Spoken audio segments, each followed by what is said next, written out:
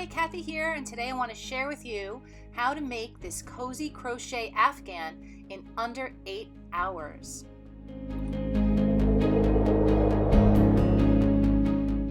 So this crochet Afghan is really simple, requiring only 2 basic stitches, which are the chain stitch and the single crochet stitch. So if you can do those 2 stitches, you can make this Afghan.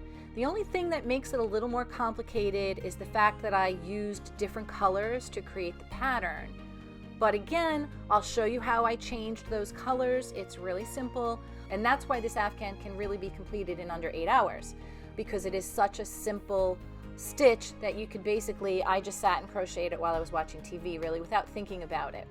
The yarn that I used is the Bernat Blanket yarn by Yarn Inspirations. It's a very thick yarn, so it helps you to be able to finish the Afghan a lot sooner than you would with a thinner yarn. For this Afghan, I used 3 skeins of the cream, 1 skein of the maroon, and 1 skein of the brown, but please know that there was definitely quite a bit of maroon and brown left. And you will also need a 9mm crochet hook, a small pair of scissors, and a yarn needle. And last but not least, if you'd like a written copy of this free pattern, please check out the description below. I'll link to a written pattern on my website. Okay, let's get started. Create your loop and crochet 93 chain stitches. Single crochet into the 3rd chain from the hook.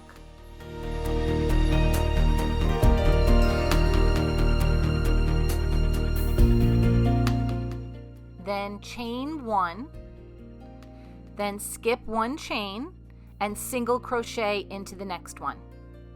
Then you're going to do a chain again, skip a stitch, single crochet into the next one.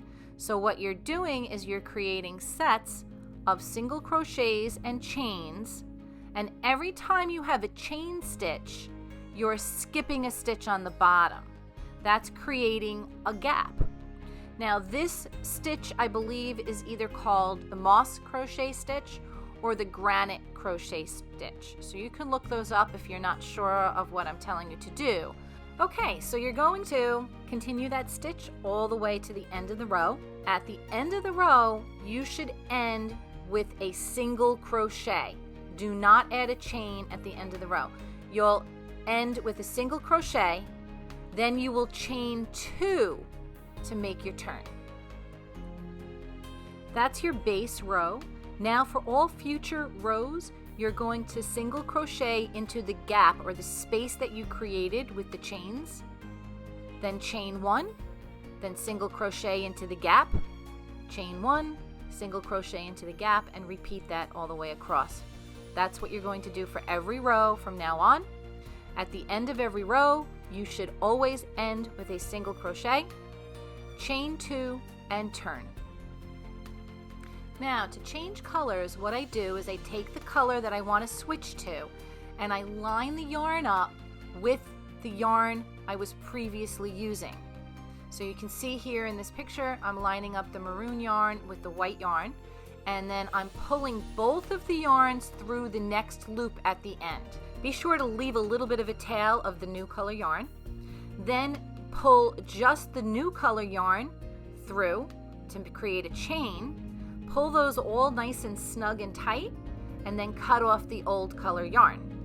Then you'll just chain 2 and continue on with the same stitch that you've been doing all along. You'll chain your 2, you'll turn your work, you'll single crochet into the gap, then you'll chain, then you'll single crochet into the gap, and you'll continue on. Later on, we'll worry about weaving in all those extra ends. And you can see that depending on how many rows of a color you do, the stitch comes out looking kind of like a weave, which I think is pretty cool. So as to not make this video too long, I will write down in the description how many rows of each color I am doing in this Afghan to make it easy for you. But again, don't forget that I'll put a copy of this written free pattern on my blog, so there'll be a link in the description below to that as well.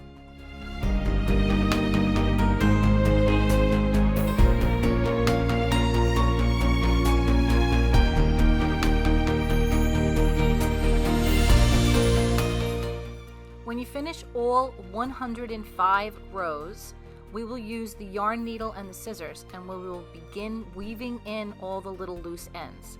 What's really great about this yarn is that you can just weave it in and out a few times and clip it off, and it'll be lost forever.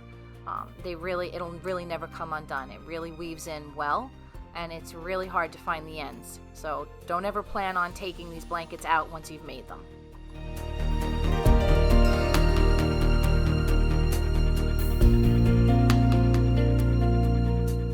And as you can see, I'll weave in one direction and then come back, almost like it's creating a knot, so that it really is permanent once it's done. You can see how many times I go in and out. It's worth the extra effort to go back and forth like that. So you'll continue around the entire edge of the blanket, weaving in all the loose ends. You'll also make sure that you weave in any loose ends where you had to change over to a new skein of yarn. That might be throughout the blanket somewhere.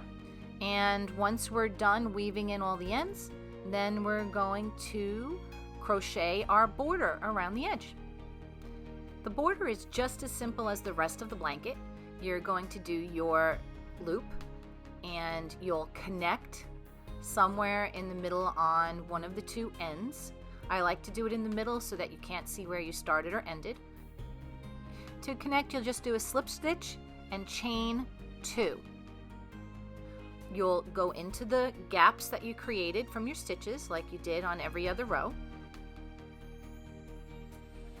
And you're simply going to do the same exact stitch. Single crochet into the gap and then chain 1. Single crochet into the gap and chain 1. You're going to do that all the way around the blanket. The only difference is that in each of the corners, you're going to do 2. So you'll single crochet, chain, single crochet, chain in every corner. Now when you're going down the sides, you want to do your single crochets into the gap that's created between the row changes. And it's pretty apparent when you start crocheting it. You should be able to see it. There'll be a little bit of a gap there. So it's going to be, it's really easy to see when it's a color change, like if it's between a cream and a brown row. It's pretty easy to see that gap. But you'll get the hang of it once you start doing it, and especially if you're a somewhat advanced crocheter.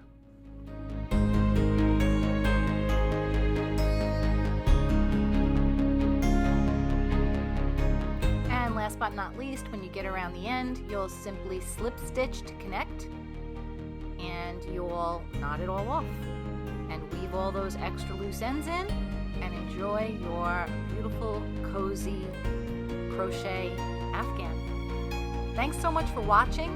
Please like and subscribe, and we'll see you on the next video. Have a great day.